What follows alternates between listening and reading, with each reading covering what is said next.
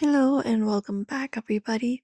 If you're trying to check if an app is using the Google Play free trial loophole, in this video we are going to guide you through the process to find out that. So let's get started.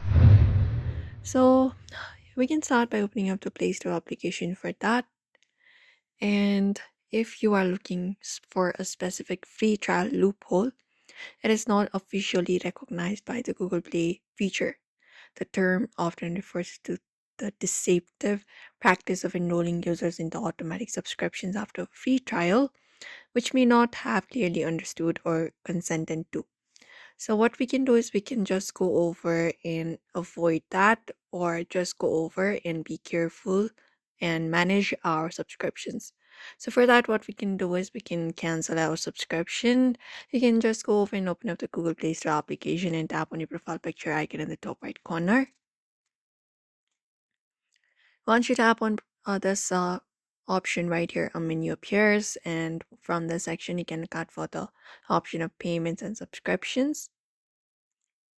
And from here, select the option of subscriptions. Once you select subscriptions from the given list, if there is any list available, you can just go over and look for suspicious entries. So the screen will show you all of the active and cancelled subscriptions associated with your Google account. This is the definitive list of what you are being billed for. So you can check for the subscriptions you don't recognize or free trials that may be about to convert. You can just go over and tap on it and look out for the details here. And if you want to cancel it, just reach over to this section right here and just go over and tap on subscriptions and find the option for canceling the subscription. Follow the instructions to confirm your cancellation